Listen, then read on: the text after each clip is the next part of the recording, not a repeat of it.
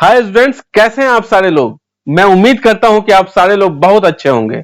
मैं आप सारे लोगों को बस एक ही चीज बताना चाहूंगा कि आज आप लोगों का बहुत ज्यादा टाइम मैं नहीं लूंगा एंड कल के इस सेशन को आज कंटिन्यू करने जा रहे हैं। इसलिए थोड़ा बहुत रिवीजन एंड फिर हम लोग डायरेक्टली न्यूमेरिकल्स पे आएंगे, ताकि ज्यादा न्यूमेरिकल्स करेंगे तो हम लोगों का कॉन्सेप्ट और ज्यादा क्लियर हो सकेगा।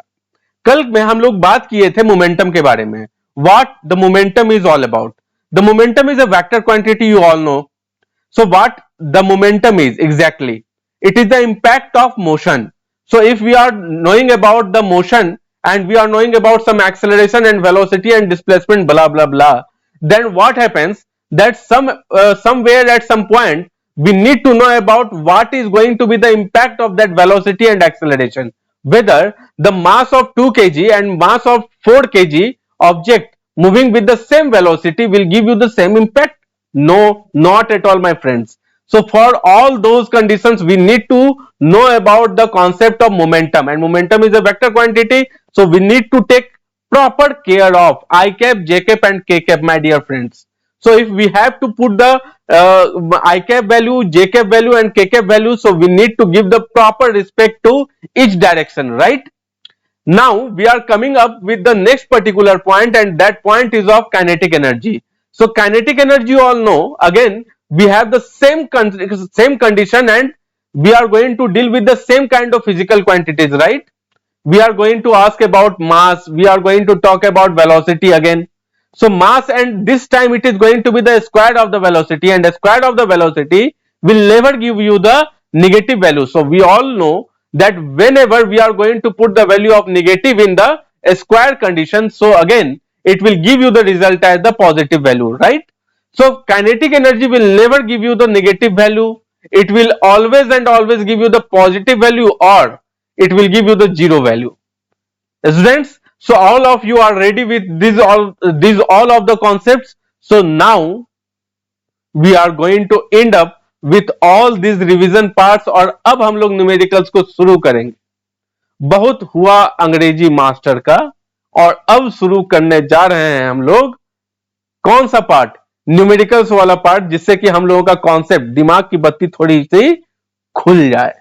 दिमाग की बत्ती से हम लोगों को अगर खोलना है तो हम लोग न्यूमेरिकल्स बहुत ज्यादा चर्चा करना पड़ेगा। सो चलिए स्टार्ट करते हैं आज के सेशन को। मैं नितेश रंजन आप लोग के सामने लेकर आया हूं lecture number 2 of work energy and power. चलिए आज के सेशन को हम लोग शुरू से लेकर एंड तक बने रहें, ताकि एक भी टॉपिक अगर आप लोगों का छूटा तो आप मुझे कुछ मत बोलना। लेकिन अगर आप लोगों ने पूरा का पूरा चैप्टर और पूरा वीडियो अगर शुरू से लेकर अंत तक कंप्लीट किया, तो मैं वादा करता हूं एक भी क्वेश्चन आप लोग छोड़कर नहीं आने जा रहे हो। सो इसी चीज के साथ मैं आज के सेशन को शुरू करता हूं, और न्यूमेरिकल्स के इन सारे एग्जांपल्स को आज हम लोग लेना शुरू करते हैं। So students, first of all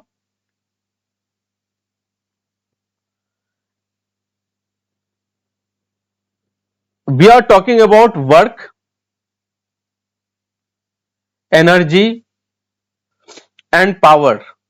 So yesterday what we did, हम लोगों ने एक न्यूमेरिकल्स का चर्चा किया था। आज मैं उसी न्यूमेरिकल को फिर से कराऊंगा और आप लोगों को उससे रिलेटेड कुछ एक कॉन्सेप्ट्स को थोड़ा सा विजुअलाइज कराना चाहूंगा। तो चलो आज के सेशन को थोड़ा सा हम लोग विजुअलाइज करते हैं। क्लियर? चलो, यह हम लोगों के सामने एक सरफेस है।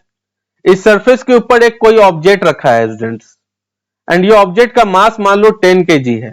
कितना है स्टूडेंट्स? 10 kg है, एंड इसके ऊपर कोई फोर्स लग रहा है, एंड ये फोर्स का वैल्यू मान लो 100 न्यूटन है। क्लियर? अब मैं तुम्हें बोलता हूं कि अगर मैं यहां से यहां इसको डिस्प्लेस करता हूं 10 मीटर, कितना डिस्प्लेस करता हूं स्टूडेंट्स? 10 मीटर। और यहां अब अगर ये ऑब्जेक्ट आ चुका है, यहां अगर ये ऑब्जेक्ट आ चुका है और इसका फोर्स जो अभी भी लग रहा है वो हमारा फोर्स कितना है स्टूडेंट्स? 100 न्यूटन। तो मैं तुमसे पूछूं कि जरा मुझे ये बता दो स्टूडेंट्स कि अगर इसकी म्यू की वैल्यू अगर 0.4 है, तो बता दो कि टोटल वर्क डन क्या होगा। बता दो total work done, work done by all the forces, work done by all the forces क्या होगा? एंड साथ ही साथ मुझे यह भी बताओ कि V फाइनल क्या होगा। कल के ही न्यूमेरिकल का आज रिवीजन कर रहे हैं, सो आप लोगों से यह सवाल है। सो स्टूडेंट्स, आप सारे लोग 5 सेकेंड 10 सेकेंड का टाइम लो और इस क्वेश्चन को करने की कोशिश करो।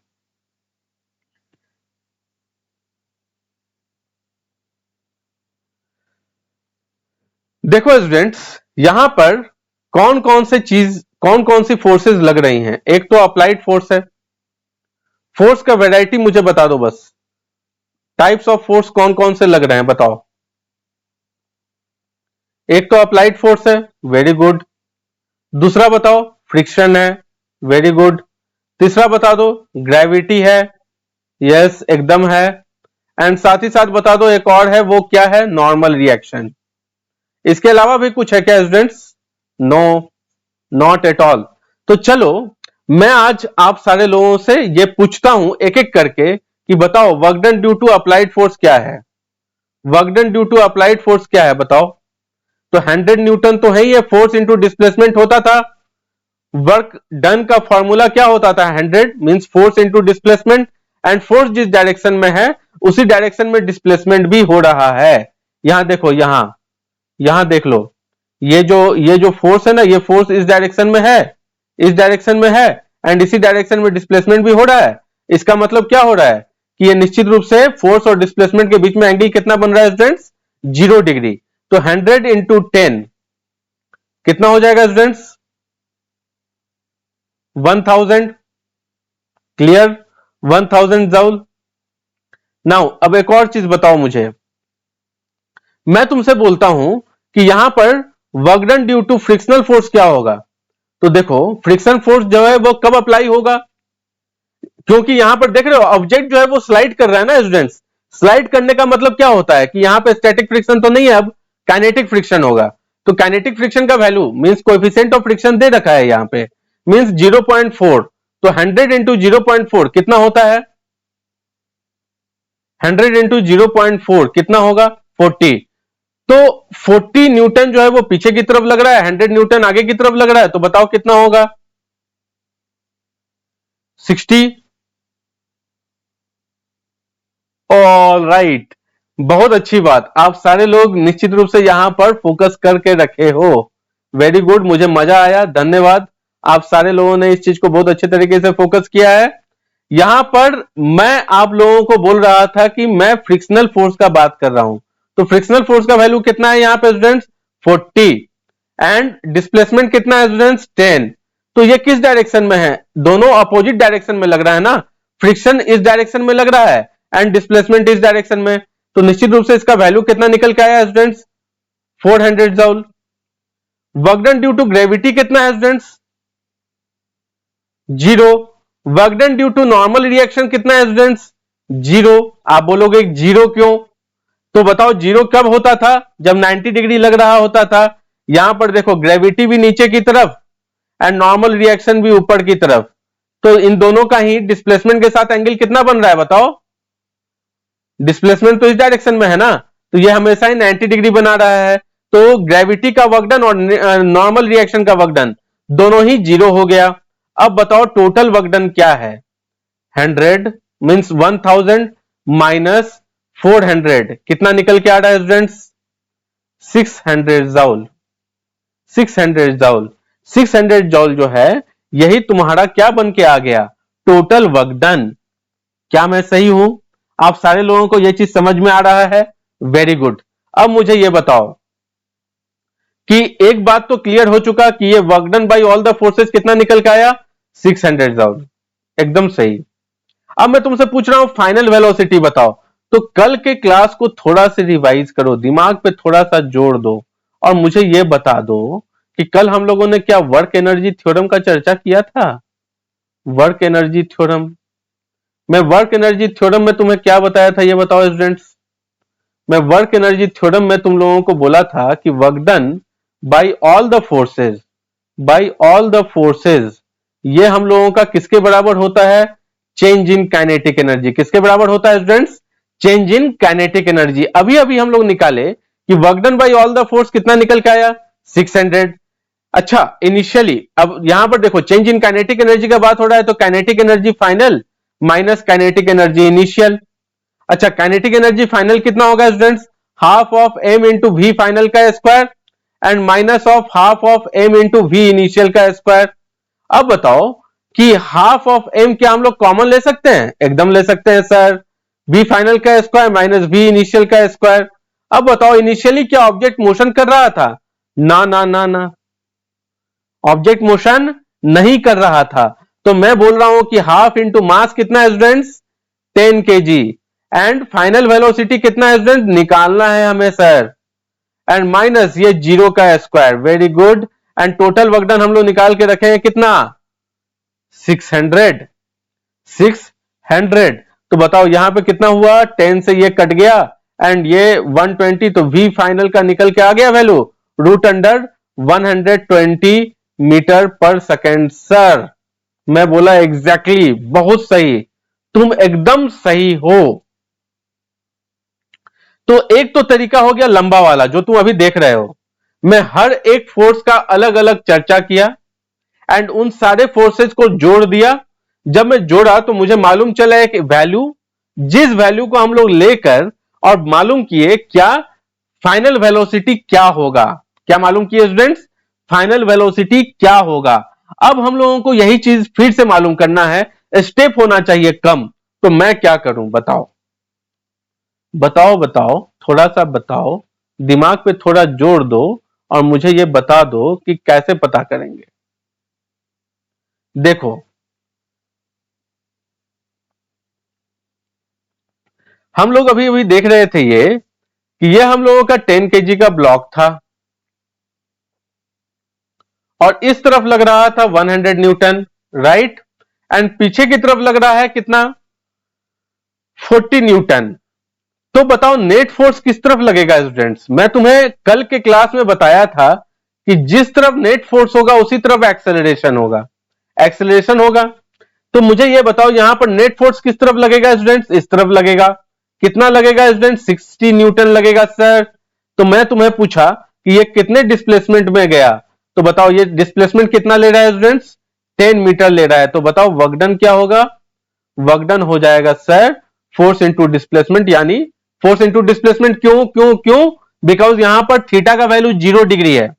इसीलिए हम लोग ऐसा करेंगे कि यहां पर नेट वर्क डन हम लोग को निकालना है, टोटल वर्क डन हम लोग को निकालना है, तो 60 इंटू 10 कर दें तो हम लोगों को वैल्यू कितना निकल के आएगा स्टूडेंट्स?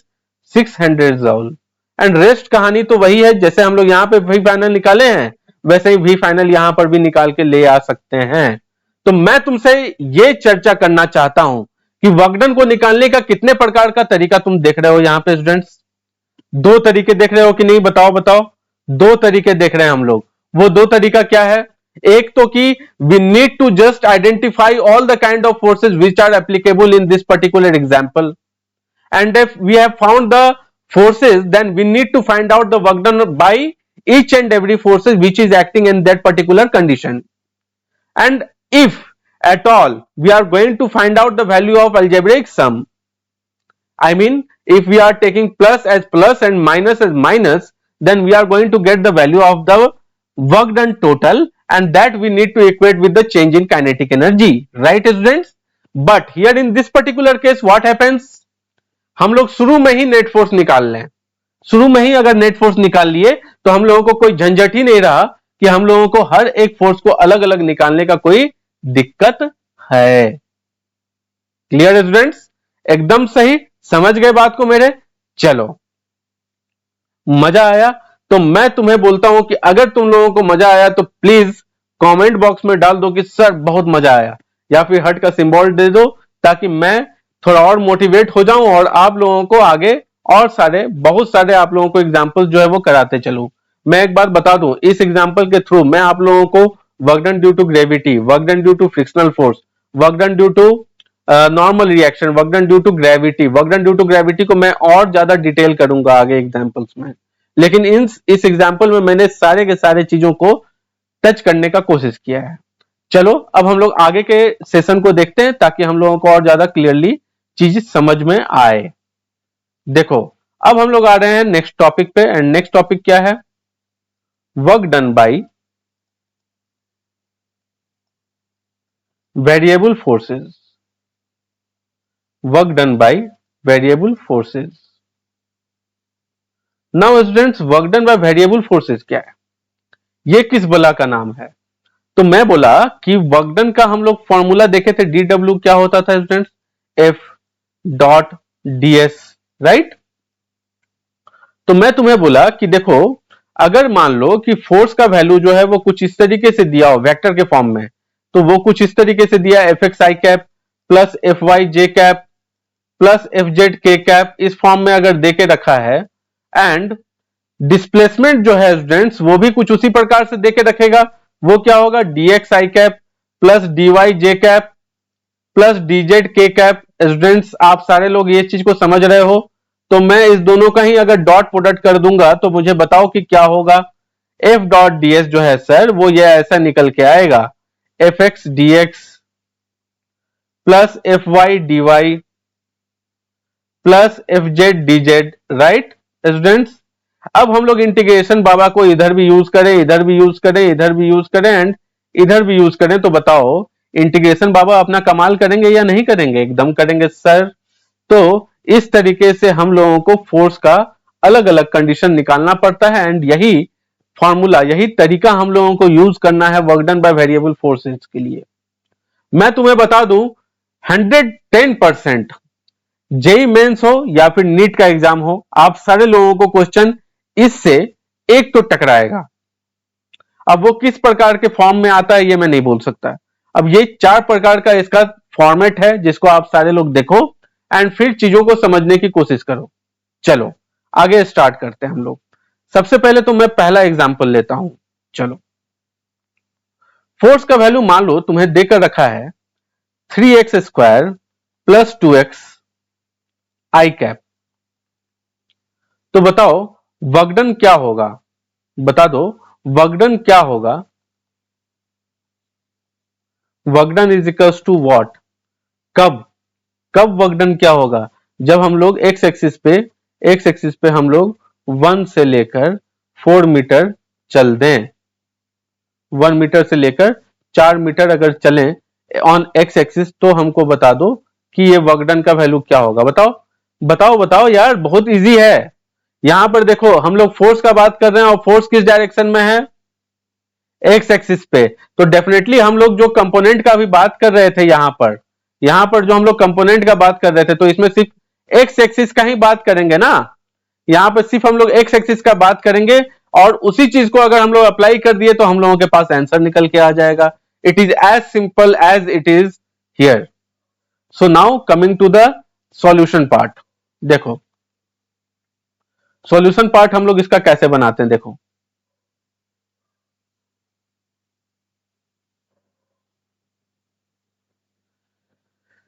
तो इसका मैं सॉल्यूशन यहां पे लिख रहा हूं। देखो ये सॉल्यूशन क्या है, ये देखो मैं तुम्हें बोला कि 3x स्क्वायर प्लस 2x जो है वो हम लोगों को आई कैप है। ये वैल्यू किस चीज का है स्टूडेंट्स, फोर्स का है सर। एंड ds हम लोग क्या मान लें, ds वेक्टर हम लोग क्या मान लें, ds वेक्टर हम लोग मान लें dx आई कैप। तो बताओ वर्क डन क्या हो जाएगा, वर्क डन हो जाएगा sir f dot ds, f dot ds। तो बताओ ये f डॉट ds क्या होगा students, 3x square dx plus 2x dx, right.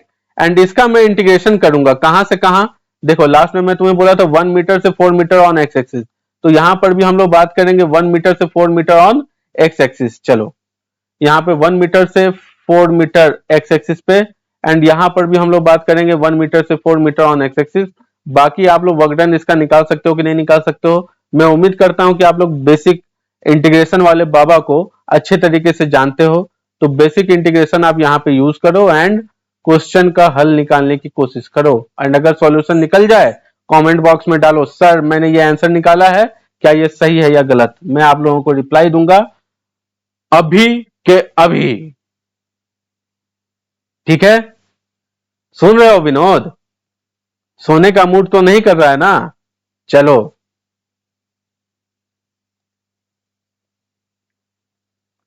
तो अभी हम लोग देखें क्या कि अगर किसी एक डायरेक्शन में देकर रखा है तो वो एक प्रकार का क्वेश्चन बन रहा है। दूसरे प्रकार का क्वेश्चन क्या होगा सर, दूसरे प्रकार का क्वेश्चन ये होगा कि अगर मान लो फोर्स देकर रखा है कुछ इस प्रकार से 2x² आई कैप प्लस 3y जे कैप माइनस 2z² के कैप, तो बताओ, तो सर बता दो वर्कडन क्या होगा to bring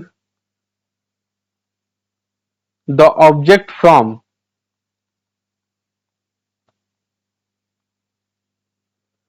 to bring the object from 1, 3, 4 to 3, 6, 12। So students आप लोगों को क्या करना है यहां पर बताओ, एकदम इजी है, बस उसी तरीके से, क्योंकि यहां पर x का भी कंपोनेंट दिया है, y का कंपोनेंट भी दिया है एंड z का कंपोनेंट भी दिया है, तो आप लोग क्या करोगे, ds वेक्टर को लोगे किस फॉर्मेट में, dx आई कैप प्लस dy जे कैप प्लस dz के कैप के फॉर्म में, एंड देन आफ्टर आप लोग डॉट प्रोडक्ट कर दोगे, यानी कि यहां पर f डॉट ds करोगे कुछ इस प्रकार से, देखो इंटीग्रेशन करोगे यहां पे 2x² dx कहां से कहां, 1 से 3 प्लस सिर्फ x कोऑर्डिनेट देखना यहां पे 1 और 3 x कोऑर्डिनेट है ना स्टूडेंट्स, उस तरीके से फिर देखो यहां पे 3y dy,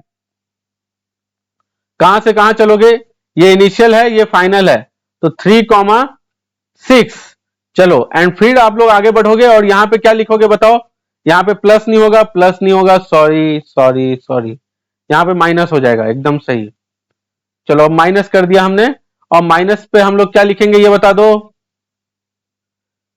minus integration of 2z² dz कहां से कहां, 4 से लेकर 12, ये आप लोग इंटीग्रेट करोगे, जो भी वैल्यू निकल के आएगा that is your answer. So basic integration is all about, जो आपको जानना जरूरी है।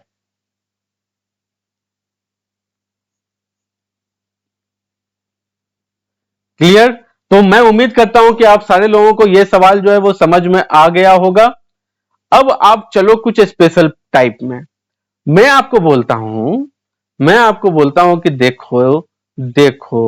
देखो अगर फोर्स देकर रखा है कुछ ऐसा, फोर्स अगर देकर रखा है कुछ ऐसा -10x आई कैप, तो बता दो सर कि वर्कडन क्या होगा, what will be work done to bring it from, कहां से कहां लेके चलें बताओ, तुम ही बता दो, कहां से कहां लेके चलें, टू ब्रिंग इट फ्रॉम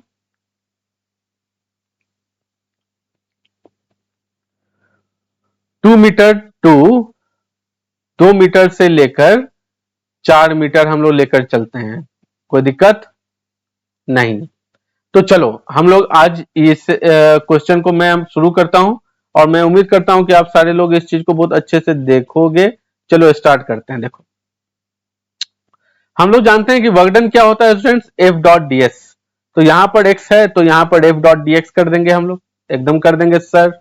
तो यहां पे बताओ यहां पे क्या हो जाएगा, -10 and into x d x, है ना, एंड यहां पे इंटीग्रेशन कर दोगे कहां से कहां, 2 से 4, तो बताओ ये क्या हो जाएगा, -10 तो बाहर ही हो गया, एंड अंदर में हो जाएगा क्या, x²/2, कहां से कहां, फ्रॉम 2 to 4, तो बताओ -10 एंड इंटू x फाइनल का स्क्वायर माइनस x इनिशियल का स्क्वायर बाय 2। वाह सर, क्या यही फॉर्मूला हम लोग स्प्रिंग फोर्स के लिए जानते हैं? स्प्रिंग फोर्स का फॉर्मूला क्या होता है, -kx, तो उसका भी वर्कडन जो निकल के आएगा क्या वो इसी प्रकार का निकल के आएगा? एकदम सर। तो देखो इस प्रकार के जो क्वेश्चंस होंगे वो हम लोग चर्चा करेंगे जब हम लोग स्प्रिंग फोर्स के बारे में बात करेंगे, जो हम लोग कल के सेशन में करने वाले हैं, एंड तब हम लोग स्प्रिंग फोर्स के द्वारा जो दिया जा रहा वर्कडन होगा, या फिर वो वर्कडन जो कि हम लोग को स्प्रिंग फोर्स के द्वारा मिलता है, उसके बारे में टोटल चर्चा करेंगे। क्लियर? तो आज हम लोग बात कर रहे हैं उन सारे चीजों को जो हम लोगों को बेसिक चीज चाहिए होता है। चलो ये चीज अगर हम लोग जान गए, तो अब आता है एक लास्ट टाइप, एंड वो प्रकार के क्वेश्चन को हम लोग बोलते हैं पार्शियल इंटीग्रेशन। हम लोग बोल तो देते हैं पार्शियल इंटीग्रेशन, इस क्वेश्चन को समझने की कोशिश करो, इस क्वेश्चन को समझने की कोशिश करो। देखो, अगर मैं तुम्हें बोलता हूं कि फोर्स का वैल्यू देके रखा है 2xy i cap plus 4y square j cap. Students बताओ वर्क डन क्या होगा, what will be the work done. Work done क्या होगा, 1,2 से हम लोग अगर इसको लेकर जाते हैं 2,4 पे, तो बताओ क्या होगा। तो देखो यहां पर क्या हो रहा है, ये स्टूडेंट्स बता दो जरा सा, जल्दी बता दो। अब देखो ये एक्चुअली इनकम्प्लीट क्वेश्चन है, तो वर्क डन कब बताना है, when y is varying in the form of equation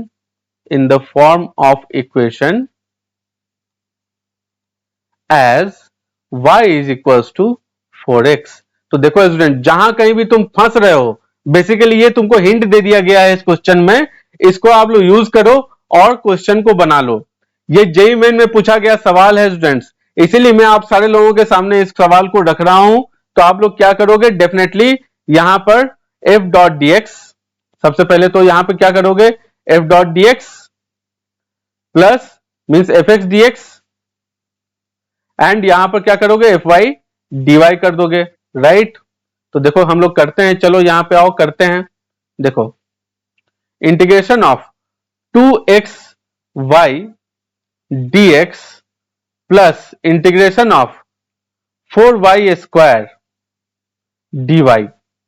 x कहां से कहां वेरी कर रहा है स्टूडेंट्स, 1 से 2, एंड y कहां से कहां वेरी कर रहा है स्टूडेंट, 2 से 4। तो बताओ अभी मैं क्या बोला था तुम्हें कि when y